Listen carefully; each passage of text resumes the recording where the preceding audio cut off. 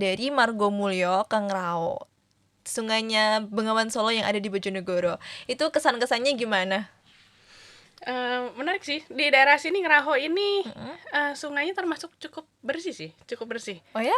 Makanya dari Oke. kemarin begitu kita nyampe sini teman-teman pada nyemplung semua, pada main air, malah pada berenang-berenang karena airnya bersih. Kalau di daerah kota, jujur daerah Cepu tuh airnya masih merah, merah hitam dan bau.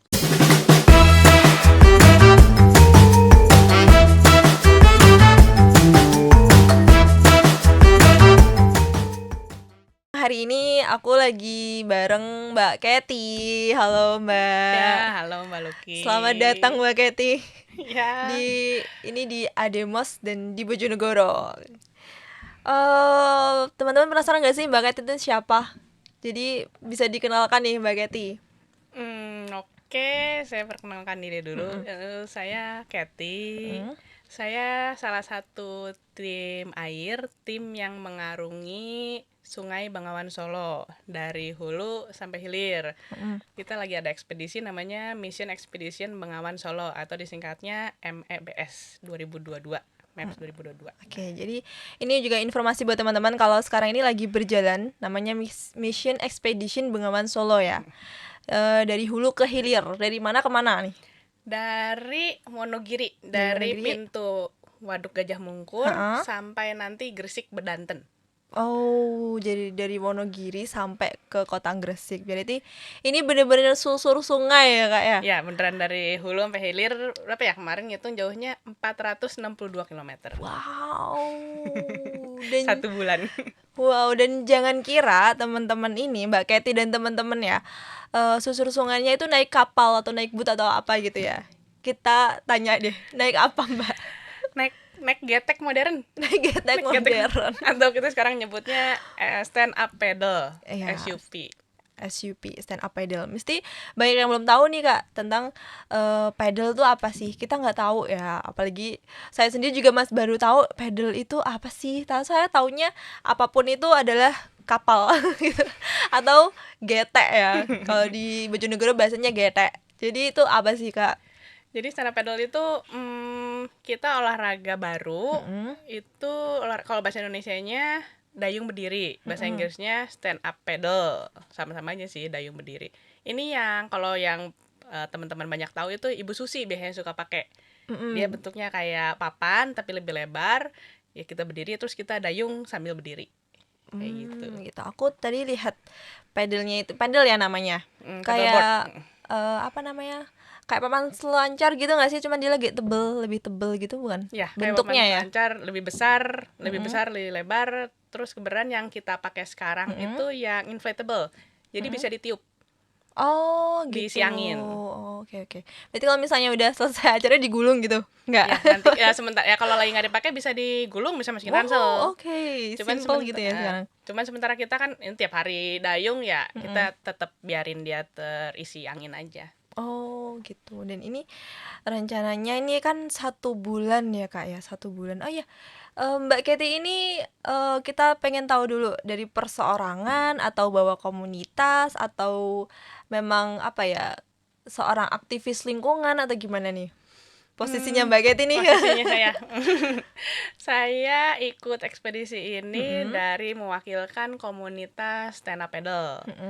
Jadi memang ini olahraga baru. Iya. Jadi sekalian susur sungai ini sekalian kita mengenalkan potensi olahraga baru di area Bengawan Solo ini. Jadi sambil kita ambil penyusuran, sambil kita ngenalin ke desa-desa, ke teman-teman yang lewat, ini loh olahraga baru. Dan olahraga ini juga bisa untuk pariwisata. Oh iya, lagi lumayan itu ya. Lagi lumayan dikenal, apalagi ini kan olahraga baru. Jadi mungkin apa namanya? Orang-orang tuh ingin taunya lebih bisa diekspor lagi. Terus kalau misalnya mau open wisata pakai paddle masih sangat bisa karena masih sangat jarang gitu ya kayak mungkin. Terus Mission Expedition Bengawan Solo ini tuh apa ya urgensinya atau apa sih yang mau diangkat gitu? Kenapa harus sampai menyusuri Bengawan Solo segitu panjangnya gitu? Itu ngapain? Masa cuma susur-susur aja sih gitu? Nah, menarik nih. Ya, apa Ini tuh? Saya juga sangat penasaran ini loh. paket komplit ceplok telur nih, lengkap semuanya ada. Jadi gimana tuh? Bisa diceritain, Mbak? Jadi kitanya tuh awalnya tuh kita penggiat olahraga ini, seneng olahraga, seneng adrenalin juga, seneng fun juga, seneng jalan-jalan. Jadi kita pengen nih, kita sama teman-teman berempat yang punya ide gagasan ini adalah Ermiko. Cuman sayang sekali dia sekarang lagi agak kecapean, jadi sedang beristirahat di rumah sakit. Oh. Ya, kita doakan aja supaya dia cepat pulih, bisa cepet balik gabung lagi sama kita. Iya, amin. Ada 4, ada Ermiko, ada Bayu, ada Fai, sama ada Haya Keti. Kita tuh pengen explore yang sungai yang jarak jauh gitu, yang seksi gitu, yang keren gitu. Nah kemudian jadi kita kepikiran Bengawan Solo. Pertama, Bengawan Solo memang jaraknya jauh, terus nah kerennya juga Bengawan Solo itu punya sejarah yang luar biasa banget lah. Zaman dulu tuh belum ada jalan, belum ada kereta, itu tuh dari zaman dulu tuh, dari zaman Majapahit segala, Bengawan Solo tuh merupakan transportasi utama. Iya. Nah, yang mirisnya itu sekarang itu udah sama orang-orang masyarakat segala udah dilupakan, sekarang fungsinya jadi buritan. Jadi tempat sampah. Jadi tempat buang sampah, buang limbah gitu ya. Malah orang-orang mikirnya malah Sungai Bengawan Solo itu bencana. Padahal dahulunya itu sumber perdagangan transportasi utama.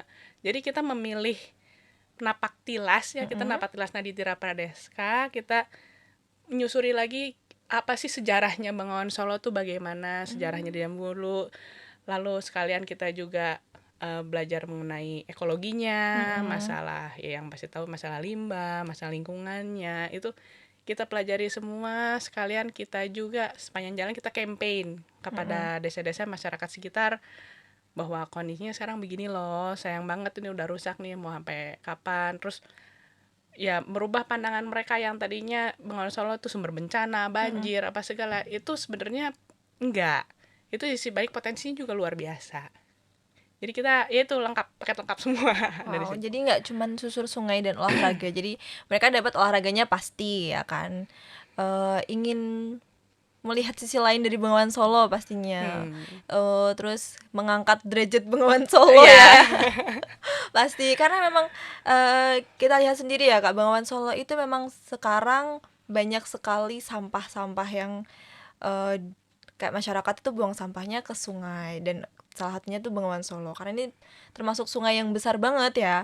Jadi mungkin orang-orang tuh belum teredukasi nanti sampahnya larinya kemana gitu. Padahal ini itu bisa apa ya, Bengawan Solo tuh bisa jadi mata pencarian mereka gitu Kak, nyari ikan dan lain sebagainya gitu kan. Tapi malah masyarakat membuat Bengawan Solo ini kayak ya wis lah tempat buang sampah aja gitu ya buat limbah. Terus selama sampean udah menyusur dari Monogiri ya? Iya. Sampai sekarang di Bojonegoro ini udah berapa hari? Udah hari ke-15. Hari ke-15. Kita mulainya dari 14 Juli kemarin dari Wonogiri. Udah 14 hari. Udah setengahnya ya, udah hampir setengahnya. Oh, udah hampir setengahnya. Terus tadi kan berarti nanti istirahat gitu kan. Istirahat terus camping atau gimana? Ya, kita seadanya aja. modal nekat aja. Ya, ada yang kadang kita istirahat di balai desa. Alhamdulillah orang-orang masyarakat sekitar sangat senang kita datang, karena ya kita juga percaya niat baik sih pasti dibantu juga. Ada yang di balai desa nih yang sekarang ini keren nih sebenarnya, di Desa Ngeraho ini kita camping di Riverside. Iya, jadi ini dibuat momentum ya, Bojonegoro dan masyarakat Desa Ngeraho ini membuat momentum dengan ada MEBS ini ya. Kita buat momentum kirab budaya juga ya, untuk mengangkat pariwisata Desa Ngeraho juga. Karena ini menarik memang Kak. Jadi untuk yang sebelum-sebelumnya memang belum ada, baru di sini. Yang cukup ya baru di sini yang bener-bener, statusnya desa ya, desa tapi fasilitasnya lengkap banget dan siap banget buat nerima kita. Iya. Ini bener-bener di Riverside, sebelahnya sungai, mau main, mau berenang bisa, sungainya juga termasuk lumayan bersih, fasilitas lampu, WC juga segala ada, ini keren sih. Iya. Keren. Ini tuh warga desanya tuh sangat antusias loh Kak menyambut teman-teman ini. Ini berapa pesertanya Kak? Kita untuk tim inti tim air ada 4 orang, di daratnya ada 2 orang, Mas Tovan sama Mas Yono, terus kita dikawal sama OCC.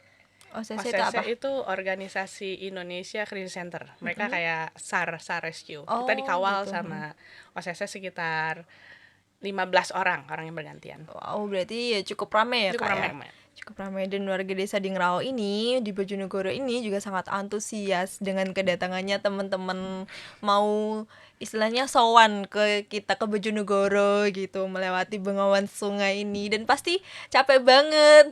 Ya, capek banget gak sih Kak? Capek, tapi begitu nyampe sini tuh semangat karena teman-temannya tuh pada nerima semua gitu. Jadi kita Alhamdulillah ya. juga Ikut semangat lagi. ya. Iya.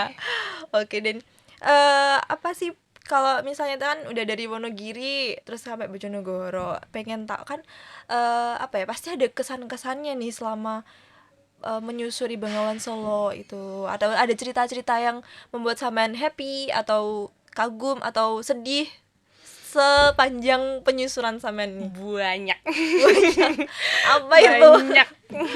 Banyak banget. Senang banget sih karena saya banyak banget belajar ya. Tadinya karena kita nggak tahu jadi banyak skeptis, banyak mikir oh ini begitu begini begitu, tapi dengan kita ngejalanin sendiri tuh ya saya juga jadi melek ya. Kayak pengalaman dari atas dari Wonogiri itu memang secara lokasi itu dia tinggi ya. Iya. Dia agak di gunung, jadi kondisi airnya juga banyak jeram, lebih tinggi, gradien lebih tinggi. Itu kita ditemenin sama teman-teman Faji Solo Surakarta. Karena memang jalurnya semi arung jeram tuh. Ya seru aja, kita biasanya main di danau atau di laut gitu. Oh, gitu. Di sini mainnya sungai, main jeram-jeram. Berarti arusnya lebih kerasa gitu. Harusnya lebih kerasa. Oh, gitu. Adrenalinnya dapet, funnya dapet. Dari Wonogiri tuh air ijo bagus, bening banget. Oke, kalau air sungai hijau berarti airnya bagus ya? Ijo bagus. Algenya masih banyak katanya. Gitu. Ya.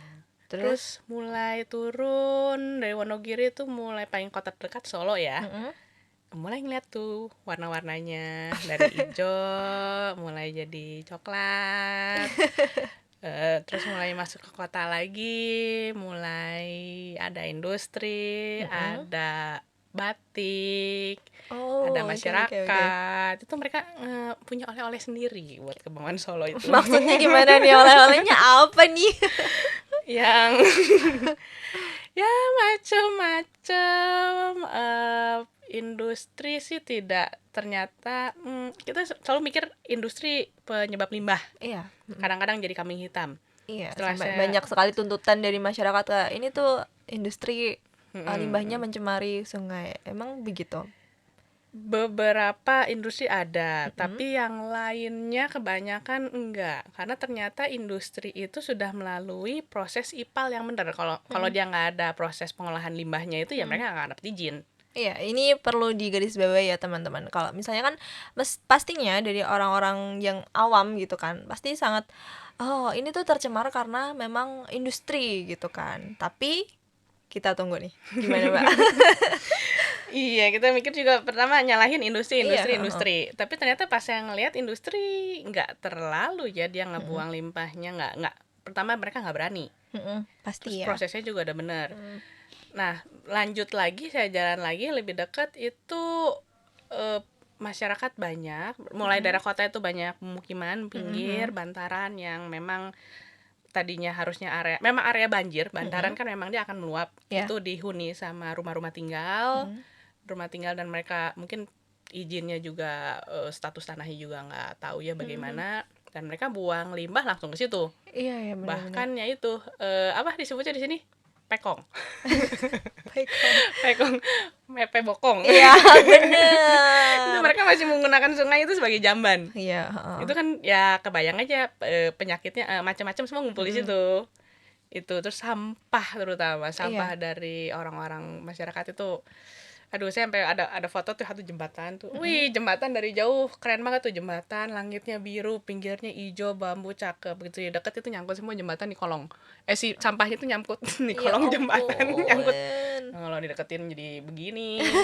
Sampah banyak, terus beberapa industri kecil yang buang limbah kayak batik-batik Milik-milik yang home industrial home gitu ya. industrial. Jadi ya itu kayak bilang warna-warni dari mulai merah, hijau, biru. Jadi pelangi. Pelangi masuk semua. Sayangnya sekali kalau pelangi itu kalau dicampurin semua jadi hitam.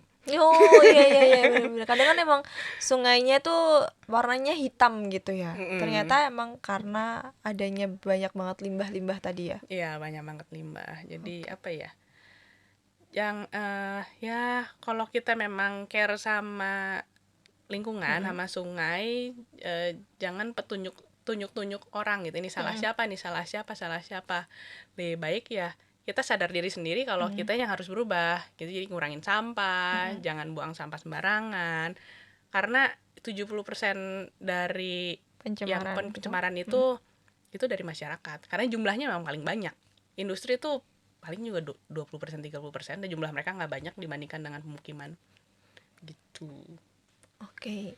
Kadang kan memang orang-orang tuh salah persepsi ya. Mikirnya kan orang kita tuh cuman sampah, buang sampah gitu. Mungkin nggak seberapa. Satu rumah ya nggak seberapa. Nih kalau misalnya seluruh kota nih, akhirnya kan sampahnya numpuk ya di Sungai Bengawan Solo ini. Akhirnya malah jadi tercemar, dan mungkin masyarakat tuh masih belum memikirkan ke sana gitu. Mereka cuma memikirkan sampahku loh cuman segini gitu. Ya kan pastinya mikirnya gitu, kelihatan sedikit. Padahal kalau 1 tahun dia segitu terus gimana? Dan ini berjalan selama bertahun-tahun kayak gitu. Bertahun-tahun. Terus yang dari ini kan sungai kan ngalir dari hulu ke hilir ya, dari atas ke bawah. Yang Iya. atasnya buang, ini numpuk semua lah di bawah. Bawah, yang atas sih bersih ya, nggak apa-apa. Yang bawah ini, dan masyarakat yang mungkin di bawah-bawah ini yang akhirnya sangat merasakan dampak besarnya itu mungkin ya kak ya. Terus ini apa namanya, dari Bojonegoro sendiri kan ini udah sampai di Bojonegoro ya. Nanti titiknya di Ngrao ya kak ya, di desa Ngrao. Dari Margomulyo ke Ngrao, sungainya Bengawan Solo yang ada di Bojonegoro, itu kesan-kesannya gimana? Menarik sih, di daerah sini Ngeraho ini sungainya termasuk cukup bersih sih, cukup bersih. Oh ya? Makanya Oke. dari kemarin begitu kita nyampe sini, teman-teman pada nyemplung semua, pada main air, malah pada berenang-berenang karena airnya bersih. Kalau di daerah kota, jujur daerah Cepu tuh airnya masih merah hitam dan bau. Oh iya. Saya mau kena cipratannya juga agak-agak agak-agak mikir. Oke. Terus apa namanya, kalau sama sendiri pas lewatin limbah-limbah gitu gimana? Ada efeknya nggak sih? Oh, udah Gatal-gatal dan udah sempat nyicipin itu. Di daerah Wonogiri sana mungkin karena ada limbah industri dan macam-macam ya, sempat gatal-gatal juga di lutut, merah-merah bintik-bintik. Oh, berarti benar-benar kerasa ya itu di kulit ya? Bener kerasa, itu masih mending. Saya kan olahraganya berdiri ya. Iya. Jadi dayung berdiri. Jadi yang basah itu ya yang nempel ke air tuh ya kaki. Kebayang nggak teman-teman yang lain yang pakai perahu arung jeram, rebut yang duduk? Itu gatalnya di mana? Gimana Itu itu? mereka kan duduk kan, yang pantatnya basah ya, merah-merahnya di pantat. Ya ampun.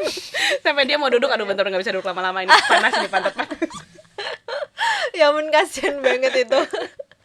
Terus ini tadi ada temannya yang sampai masuk rumah sakit gitu. Oh iya.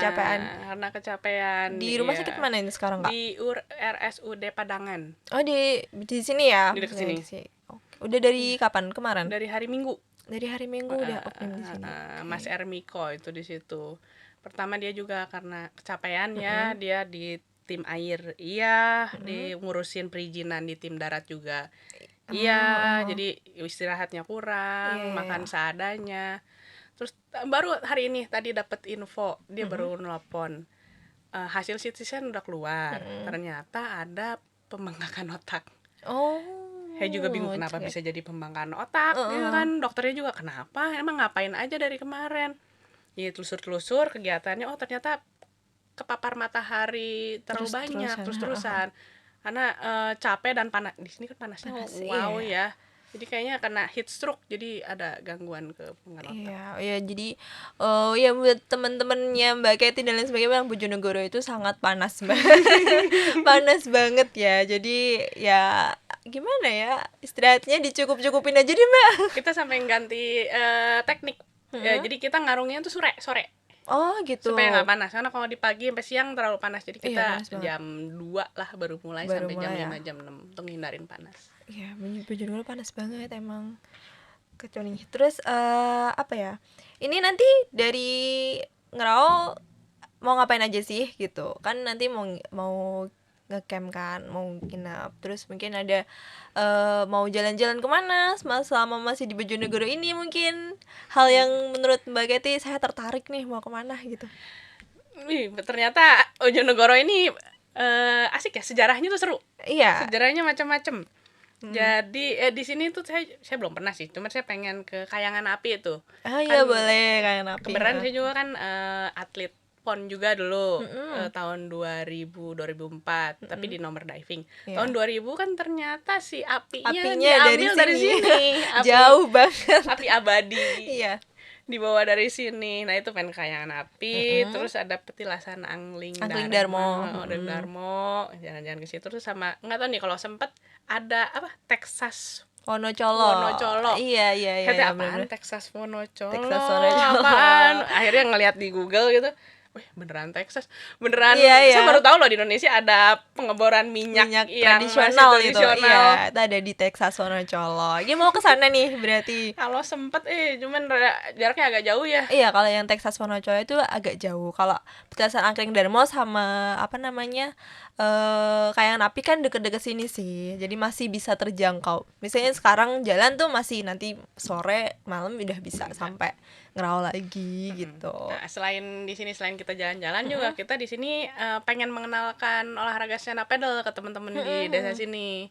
Iya, oke. Nah, salah satu misi kita memperkenalkan stand up paddle nih. Ini olahraganya seperti apa sih para teman-teman sini, dan ini kebetulan olahraga stand up paddle itu olahraga sport tourism, olahraga dan pariwisata.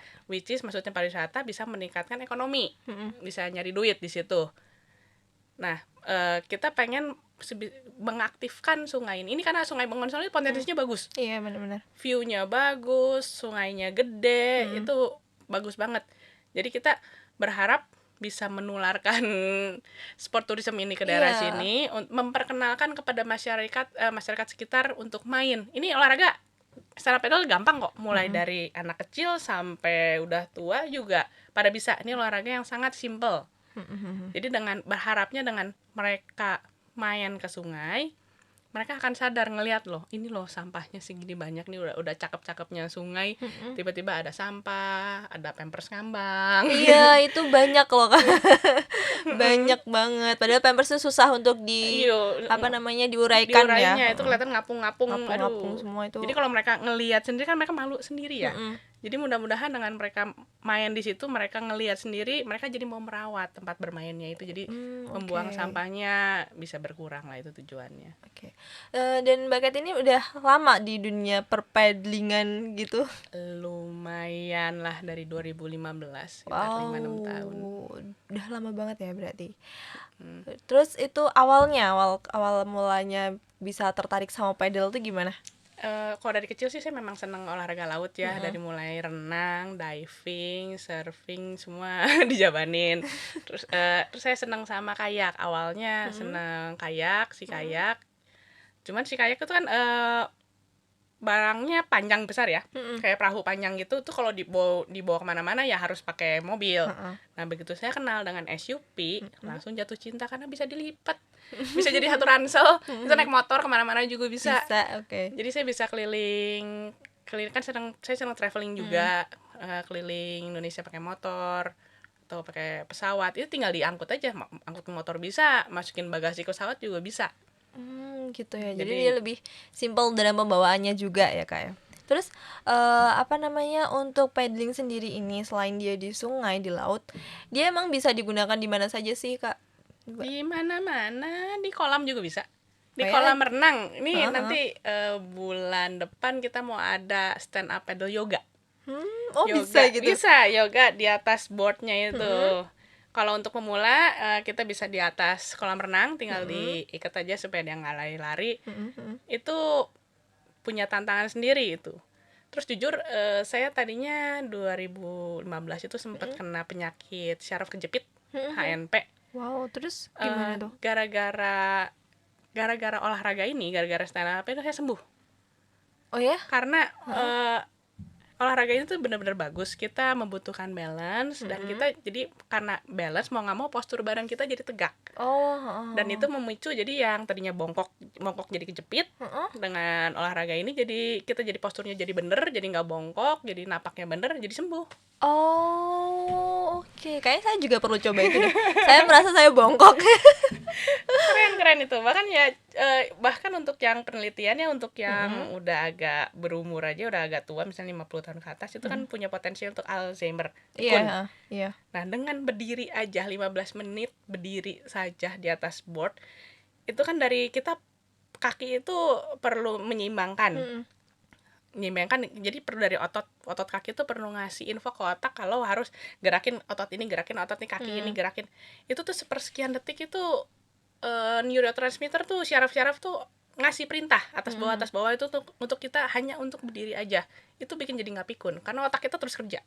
Oh gitu. Wow, ini bener-bener olahraga yang sangat multifungsi ya.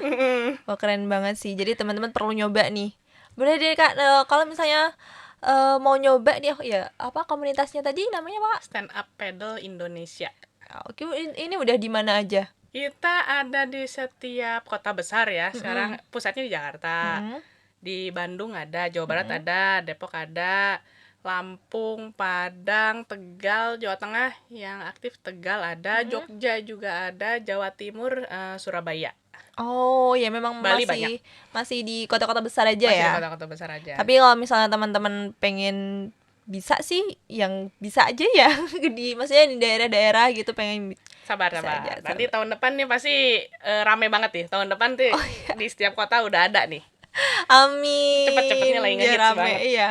Karena memang sangat potensial banget sih ya olahraganya, otomatis. Dan untuk kita-kita yang apa ya, punya sungai-sungai yang cukup keren, ya ini bisa jadi potensi pariwisata baru gitu. Dan kemarin juga kebetulan kita di desa Jipang itu mengajarkan untuk rescue, untuk ya, mitigasi bencana.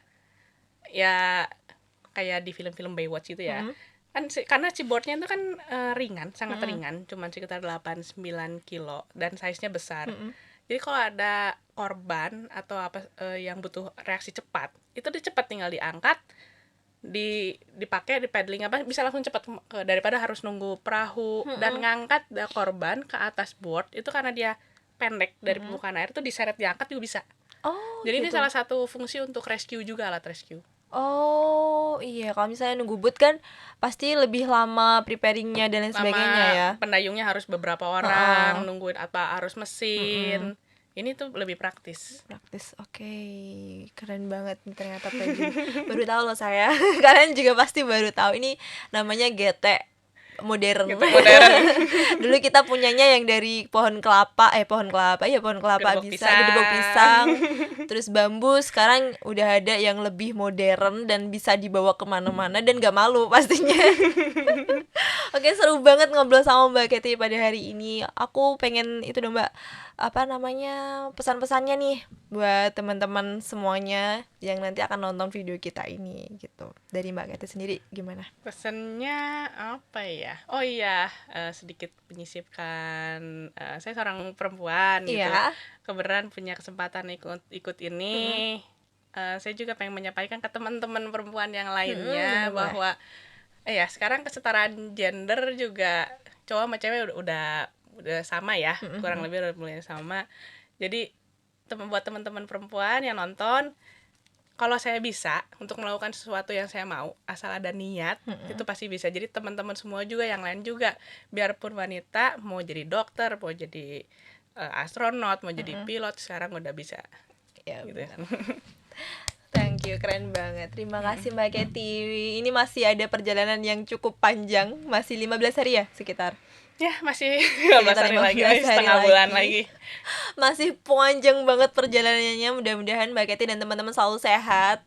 Terus nanti misi-misinya bisa tercapai juga, terus membawa banyak manfaat buat Mbak Kety dan teman-teman, dan juga buat masyarakat sekitar ya yang udah didatangi nih. Mudah-mudahan berdampak beneran sama mereka ya Mbak ya.